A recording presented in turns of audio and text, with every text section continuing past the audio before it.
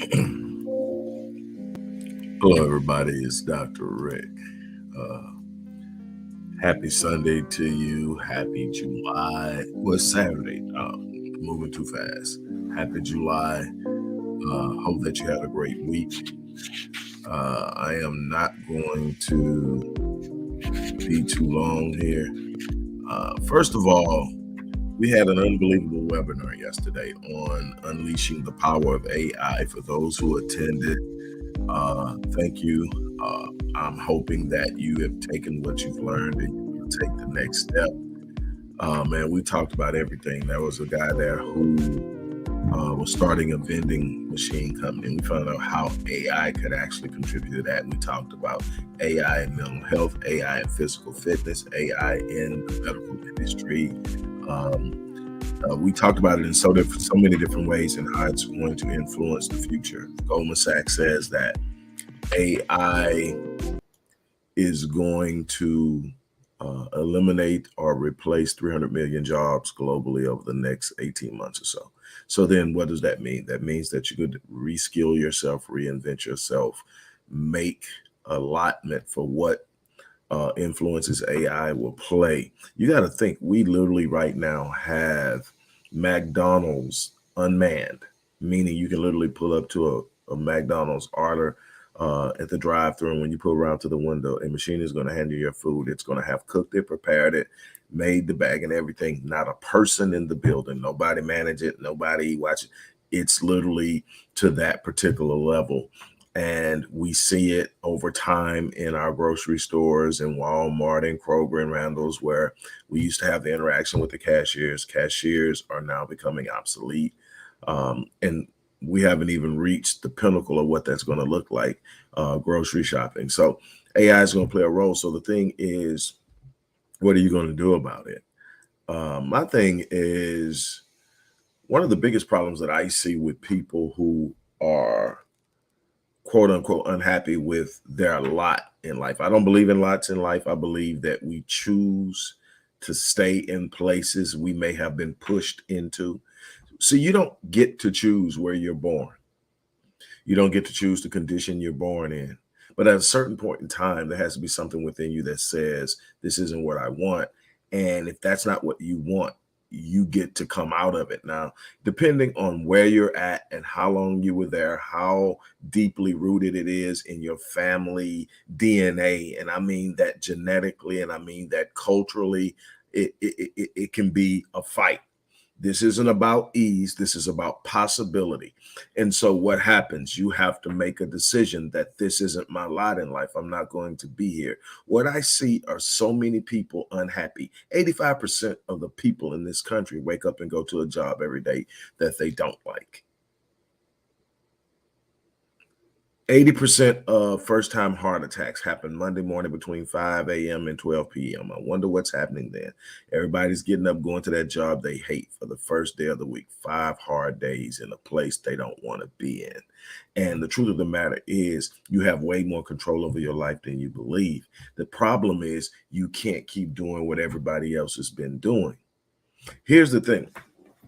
There's a saying amongst us that if you want a life beyond what everyone else has, if you want that life that's exceptional, that's phenomenal, that's remarkable, that life that other people are looking at, like the people who want something are looking at somebody and say, man, that's that life right there. I think the term we've been using for the last 10 years is, those are the goals.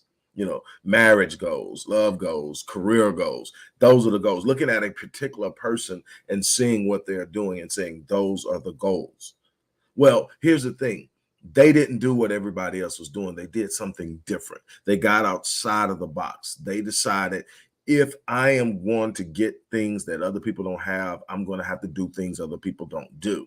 And that's problem. Everybody is getting up, going to the default setting in their life and thinking they're going to get exception. Your default setting is average. Your default setting is, if I get up and I do just what I have to do, I'm going to get just enough to get by. I'm going to get just enough to say, hey, I'm here. I'm going to get just enough to say I'm making it. But that's not why you're here. You're not here to make it. So when I created this course, which the webinar was the precursor to the course. I created a course that was comprehensive. Anybody that knows me knows I'm comprehensive. If you watch my videos, you know I do very few shorts. Why? Because I don't like to throw stuff out there and leave people trying to figure out what you do with it. So I'm very, very detail oriented. When I work with my clients, I'm detail oriented. I'm wanting to know where you're at, what you're doing, how you got there, so that I can get you where you're trying to go. That doesn't just pop up and happen. It's detail oriented. So when I create courses, when I write books, that's why you very rarely get a book with 100 or something pages. I don't even count those as books. I count them as guides. All of the books that I count, when I say I've got 26 books published, over 200 pages. Why? Because I want you to really, truly get an understanding of what I'm trying to give to you. I'm not one of those people that come up and say, if you want to get out of this, do this, but then don't tell you how to do it. That's one of the catches that everybody does. Hey, you want to do this? Do that. No, here's what you do. You got to do X, you got to do Y, you got to do Z. And if you do that, then you're going to follow up with this and this and this. It's detail, and a lot of people will turn it off.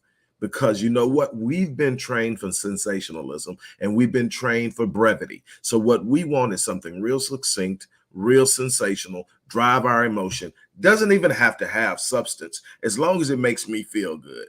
All I'm trying to do is feel good for the moment. I'll find something else to make me feel good later. And nobody is looking for that thing where you can actually create this switch in your life to where you can wake up every day feeling great because you're where you want to be or you're headed there and you're in control of your life. Doesn't mean you're in control of every circumstance surrounding you. It means that you wake up and you make choices on how you're going to respond to your life. So when I create a course, I'm creating a course for people who actually want to make moves, who are actually willing to invest in themselves, who are willing to sit up and say, I can't keep doing the same thing expecting different results. That's the very definition of insanity. And yet you've got 90% of the population on this planet doing it every day. And then looking at the 10% or 5% that are getting on in the world and having issues with them, coming up with reasons why they're successful and you're not. They must have cheated. They aren't ethical. They aren't that. And yeah, there are some unethical people. There's some right down dirty people with power. Yes, there are. But there are a bunch of people that got up in the morning, went out there and found opportunities where they didn't exist. They created them. They got up every day. They grinded. They pushed. They fought. They did. They served. They gave. They learned. They grew. And they did it over and over again until they got where they are. And that's the same thing you have the opportunity to do. But you're not going to get there sitting up and thinking that I'm going to wake up every day and do what everybody else does and make it. So when I created this Unleashing the Power of Artificial Intelligence online course, it was coming from 4 years plus research and over 16 to 18 months of personal implementation into my business structures. I have multiple businesses that I run. Many of them are online, and I've used AI in many different facets, from data analytics to research augmentation, to actually creating content, to course design, all of these different things. So when I'm teaching you this, when I'm sharing this with you, it is me having tapped into the experts who were behind this thing and learning from it so that I knew how to implement it. And like the one that caught me off the guard in the webinar yesterday is the guy with the vending machine, because the first thing is like AI and vending machines. And then it hit me, hey, vending machine placement. It can literally help you draft your proposal to any location where you want to put your vending machine, because you got to convince any location to get you that. So it'll help you with that. And so we went through these lists of things that AI can help a person who runs a vending machine. Also create your franchising license once you grow big enough to have other people putting your vending machines in places and then sharing revenue with them. All of these things are possible. The thing that I look at is the most marginalized group in this country, whether we want to admit it or not, no matter how much we floss, no matter how much we toss up deuces on the beach in destination locations, we are still the most marginalized people on this planet. We still have more people per capita at the poverty line than any other group. And the ones that are closest to us, those south of the border, are rapidly moving away from us because what? They are building businesses. Remember, there used to be that they were just the workers on the construction companies on the freeway and by the houses. They're owning them now. And there is a collaborative effort with them to create ownership and connectivity. And that's something that we're missing. So then what must we do if we want to really truly achieve power as a collective, as a people, as individual, as leaders in our homes and our families and our communities that want to be solid providers, solid support systems for our community, for our families, and literally set the pathway and the blueprint for our children? We've got to get out of the box. This isn't about maligning anybody with a job. You got a job and it pays you well, and you are literally building and growing and taking the money you're making and taking a certain percentage of it, putting aside, and you're living your best life. This isn't for you. This is for people that are sitting up there and knowing I'm not at my best. There's something better out from them. These are the people that knowing that they don't work best when they're being micromanaged and told what to do. These are the people who are sick and tired of knowing that even though they're paying me well, I'm making them 10, 15, 20 times more than they're paying me. I could be making some of that and then controlling my own life, my path, and decisions of when I'm going to take time off, when I'm going to spend time with my family, when I'm going to go, all these different things. But most importantly, I'm building a launch path for the next generation. My children won't have to start where I started. My children won't have to. And how do you do that? You're going to have to invest in yourself. You're going to have to build. So when I created the Unleashing the Power of Artificial Intelligence course, it was because I saw, you're talking about something so powerful. No piece of technology has grown at the rate that AI is growing right now.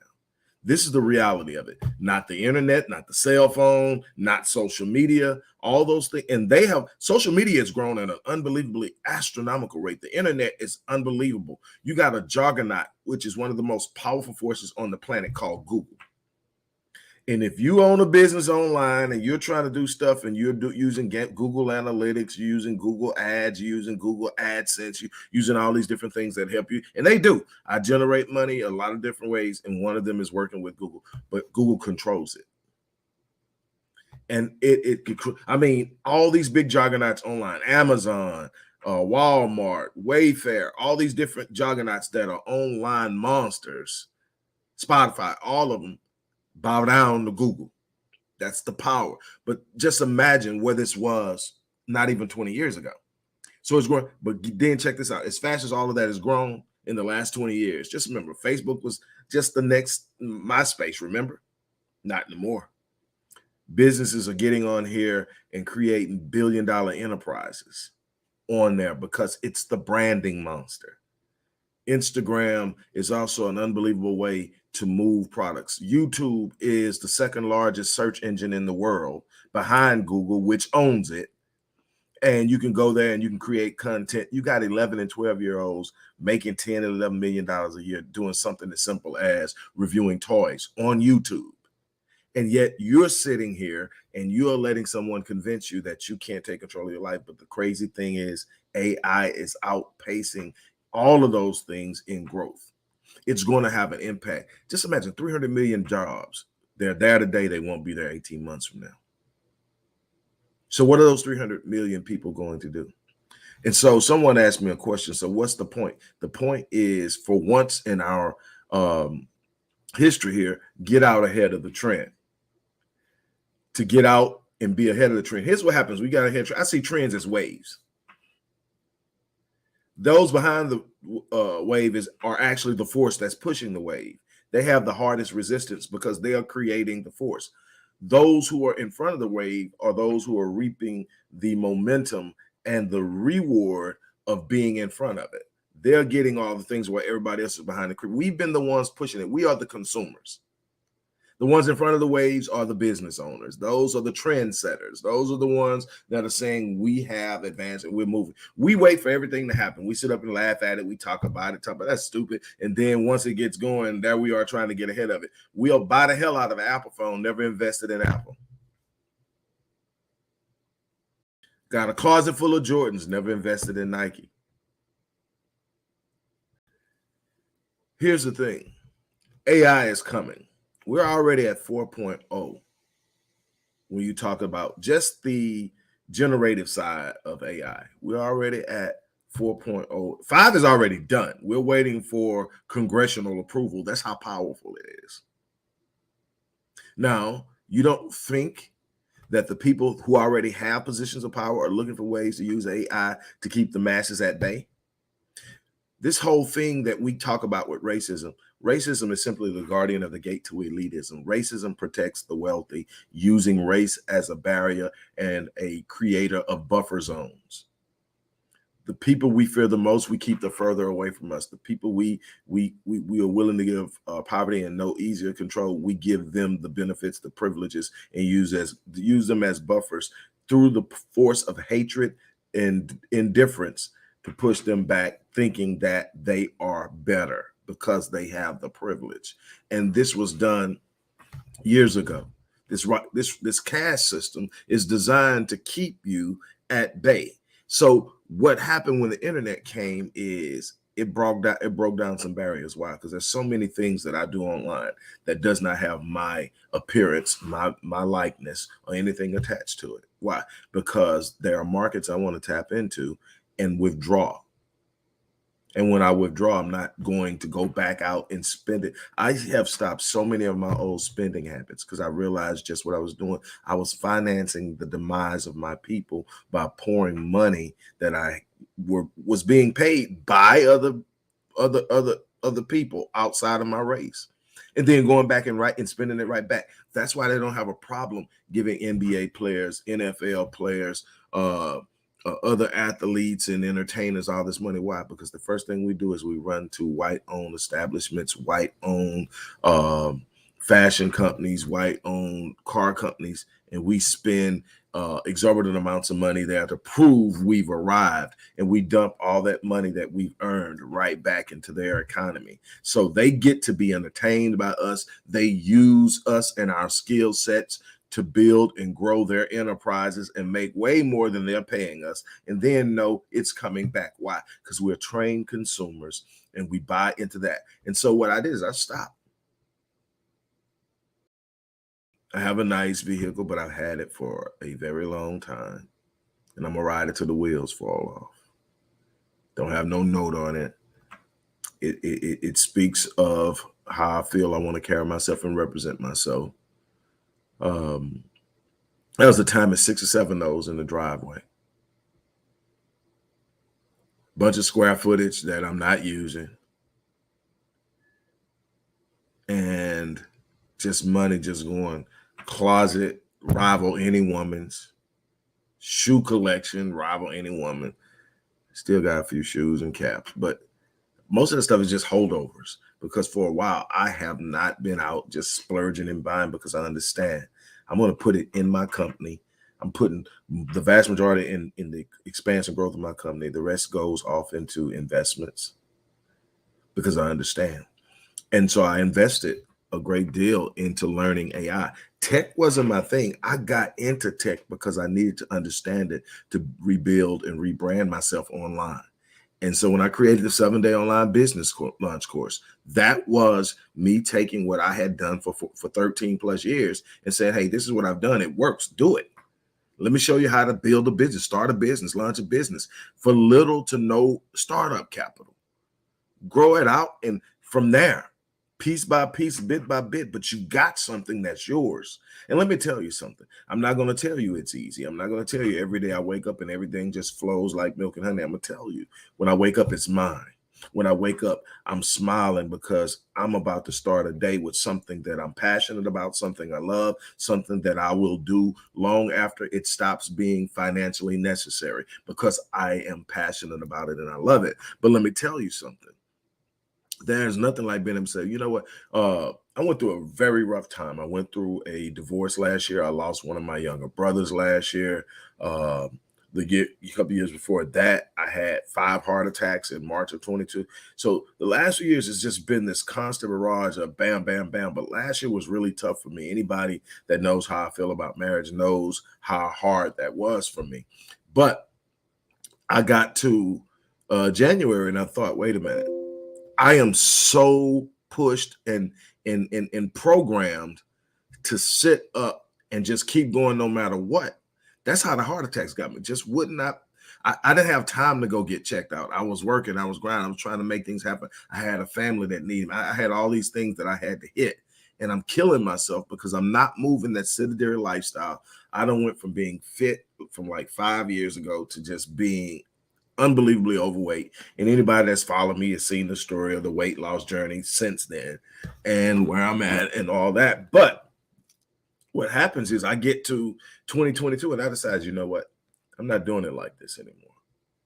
I'll fool around and I'll do this and I'll be dead. And all of this stuff will be for naught. I took 2 weeks off. Mental health. Hit all my clients up. Hit all my associates up. Look, I'm taking 2 weeks off. Didn't have to ask nobody, know why. I built it. Then I decided, you know what? After that 2 weeks, I need this. So I decided, you know what? I'm going to do this once. I'm going to take a week off every beginning of a quarter. Now, I actually jumped ahead. I was supposed to be taking one off this coming week because this is the beginning of the third quarter. However, I did it in June. But I got it mixed up and I did it in June. My people said, well, this isn't it. I said, I'm sorry. I've already set it up. So I won't take one this week, but I'll be October the 1st. I'll be right back at it. But I also decided, you know what? That's going to be at least one day in a week where I'm not going to do anything. Or I'm not going to be under the gun. So I'm not going to work with clients. I'm not going to have anything on my calendar. I'm going to do what I want to do. I might work, but it won't be because somebody has me up against the gun of the cat. So every Tuesday is a mental health day. So I got 2 weeks at the beginning of the year, 1 week at the beginning of every quarter, and one out of every day. And I didn't have to ask anybody because I own it. And that's the beauty of this thing of setting up and creating yourself. Look, this course is unbelievable. We go through everything from understanding artificial intelligence, what is AI, types of AI terminology, benefits of AI for small businesses, improved customer experience, data-driven insights, competitive advantage, AI for individuals, how to apply AI to your everyday life to make your life simpler. So you're talking about visual assistants, smart home devices, recommendation systems. You can literally get AI to make recommendations on everything from purchases to trips to everything else and give you the give you the information and the data behind how the decision and why the decision was made or why the recommendation was made and everything else. Home budgets, family budgets, family planning, investment plans, finances, everything. AI health as well, personalized healthcare, medical diagnosis and treatments. All these things are things that are in this course. AI and finance fraud detection, robo advisors for investments, automated budgeting and expense tracking, AI and education, getting started with AI, data collection, preparation, identifying AI opportunities. All this stuff is in this course that I created. That's just the syllabus that I'm reading from. And I didn't read the whole thing. I just went through it real quickly. I created it because it's time for us to stop doing what everyone else is doing and do something different so we can get something different, so we can land in a different place, so that we can start taking power. We can talk power all day long. Power is the result of accumulation and acquisition of things. Number one, wealth, knowledge, wisdom, the creation of protocols and agendas that serve strategic plans. If you don't have these things in place and they are not working conglomerately, you are not going to achieve power. You can talk about it, you can wish for it, you can pray for it, you can do all the things you think will get it done. There is a plan. If you sit up, even if you're talking about it from a faith position, if you're a Christian, you are of Jewish heritage, or you of Arab heritage, all of it covered in the Bible. You either the descendants of Abraham, descendants of Isaac, or the descendants of Ishmael, or you have converted by way of Christianity. So you are either basically primarily practicing Islam, Judaism, or Christianity. And then there are some others as well that still follow the spirituality. But if we're talking about those three that have a Jewish background or a Jewish origin. We'll start there. Here's the thing, that no matter what you look at, you go back, and even when it talks about wealth, it says it is God who gives you the power to get wealth, but it doesn't say it's God that gives you the wealth. You have to go out and create it. But there are principles for creating the wealth. It isn't something you just sit up and you wish on. There are literally principles that have been present as long as you can look back. There's building there. If you go back and you even look at the principle of tithing, I'm about to piss off some pastors, but if you look at the literal principles of tithing and you go back and you look at the law versus the actual practice of the law, wasn't actually that everybody paid tithes. The poor didn't pay tithes. Actually, if you look at the law, there were two principal types that paid tithes, and it identifies a premier type. The two types were those who own herds and those who own crops. Well, why did they pay? Because they owned the wealth. The Levites didn't pay and the poor didn't pay. Why did they pay? They paid because they could afford to pay. So it wasn't everybody paying the 10th. It was specific people paying the 10th, and there were specific rules of how the 10th was going to be paid. And that was to Israel, and that was a derelict of the codices, so that are known as, and it gives it. So I'm not going to get into it any deeper than that. But what happens is they gave because they had. And how did they have? They had no one by own those who own herds and own crops. What did they both own? Land, real estate. And you go on and you find out that there are these principles to building wealth. There's a principle that says that you have to give in order to keep it open. You close your hand, you can't receive. And it seems to be there's this way that it comes out. So no matter how tightly you squeeze, if nothing's coming in, you're losing. So then there's a need to be benevolent. And all of these principles and all these things come from understanding and knowing how to build it. It's a process. It's not a magic trick. We want everything fast in this microwave society. We want it now. And when we can't have it now, then we don't want it.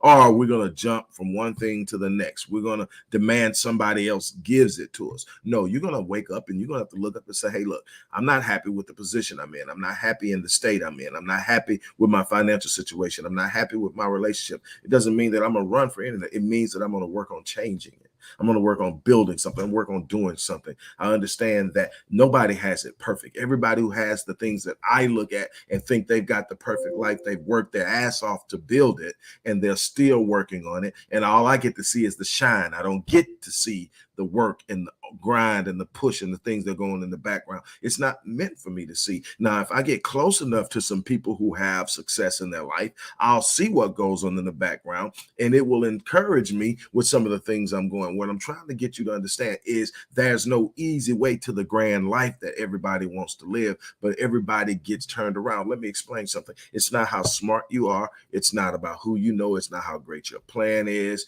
It's not how great your strategy is. It's not the situation you were born into. All those things have influences, but none of those things trump your commitment to stay in.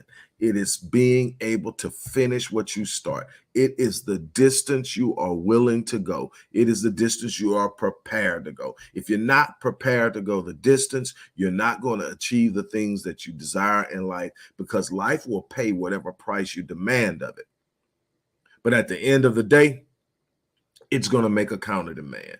And when I am engaging clients and I'm talking to them, one of the things that I want you to understand is that life will pay whatever price you demand of it. Life will literally give you what you demand of it. Nothing shall be impossible. Nothing good shall be withheld from you. You're promised this. It is a universally established truth, but you got to understand that there are conditions. So when I make a demand on life, life says, I got that for you. It's already there. The moment God says that, what? You shall declare a thing. He told Job, what? You shall declare a thing. And this is the oldest book in the Bible. It was written before Genesis, Job. And so he says, you shall declare a thing, and it shall be what? Established for you, so that light will shine on your path. So the moment that I declare a thing, it's already established. And then the pathway is lit up. Here's the problem, though. You've established it, but you've got to walk it out now. So then I've established, you should declare a thing. So now I've established it. Here's the thing, though. Here comes the conditions. This is where people balk. Okay, I want a better marriage. Well, here you go, dude. I had a guy come to me. He says, man, I'm a hard worker. My wife doesn't have to work. She doesn't have to do anything. She stays home and takes care of our two kids. I make sure they have everything they need. I work and yet there's this constant tension between us. We're not getting along. So we get to talking, and I come to find out he's spending 2 and 3 nights a week out hanging with his boys, and he feels he's justified and he has a right to do it. Why? Because he's the provider. Well, first of all, you're supposed to be the provider. Now, if you're starting out or whatever's happening and you need help, there's nothing wrong with saying, hey, we're trying to build something. I need you to help me for a while. But when you get to a point where you're established and you're the provider, yes, you should be acknowledged for it because you're doing what you're supposed. I'm not one of those people that believe because you're doing what you're supposed to be doing, it don't count. No, it counts.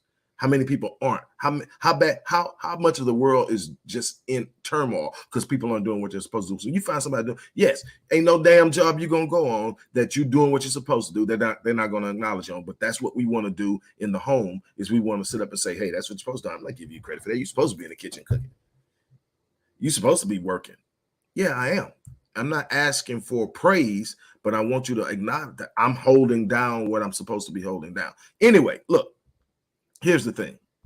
So you're doing this thing, and he's doing it, but he's thinking that gives him a right to put his wife in a lower level. And so I had to explain to him, first of all, that what she's doing is just as honorable as what you're doing.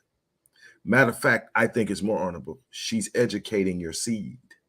She's nurturing your seed. She nurtured it while she carried it. She's nurturing your seeds now as the mother, and she is preparing them to be fathered and parented by you. She's doing the first phase of this thing while you're out there doing that, so that when it's time for you to step in for the little boy and the little girl, because you're the source of identity either way, it's when it's time for you to step in, you step in, right? Okay, but here's the thing.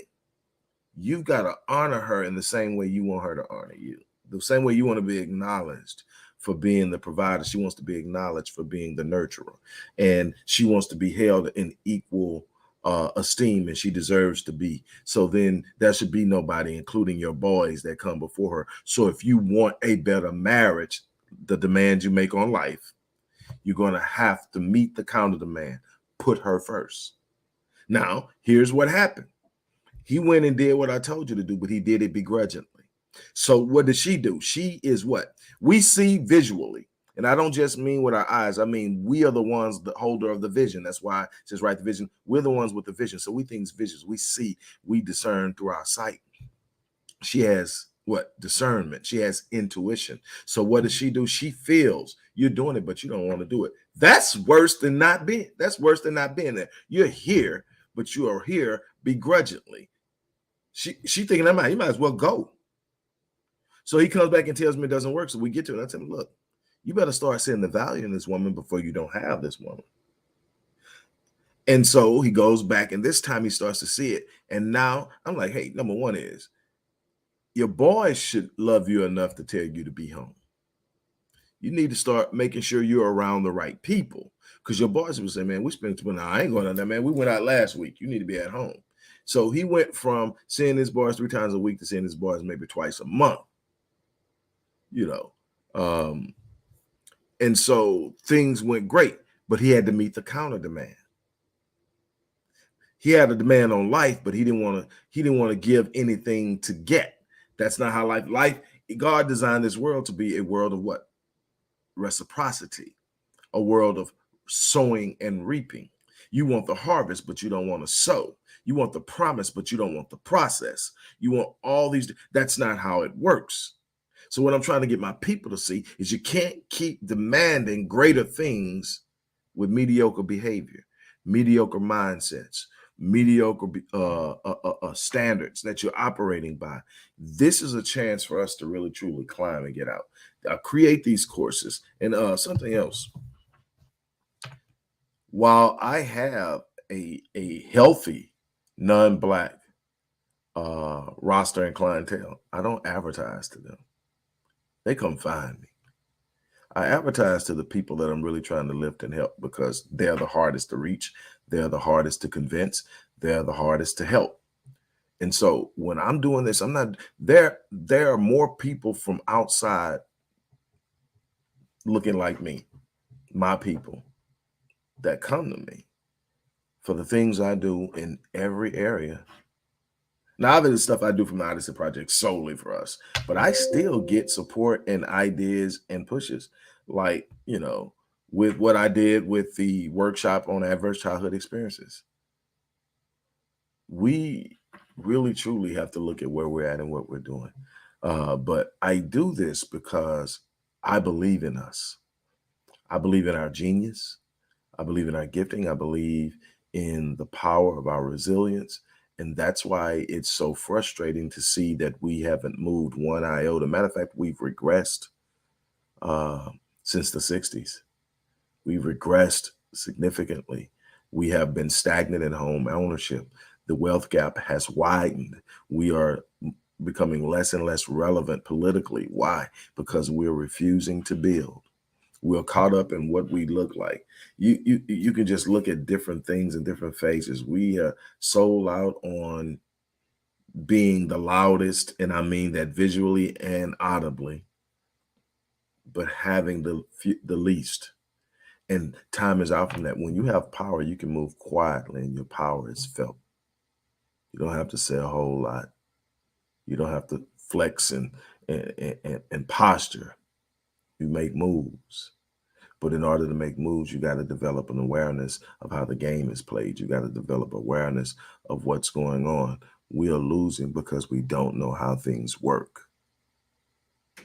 So, look, uh, I put a link for this online course, and also this course is going to give you a certification in AI consultation and integration. So you'll literally be able to help other people set up AI integrations and implementations in their businesses, or to help them launch businesses, and you can work as a consultant.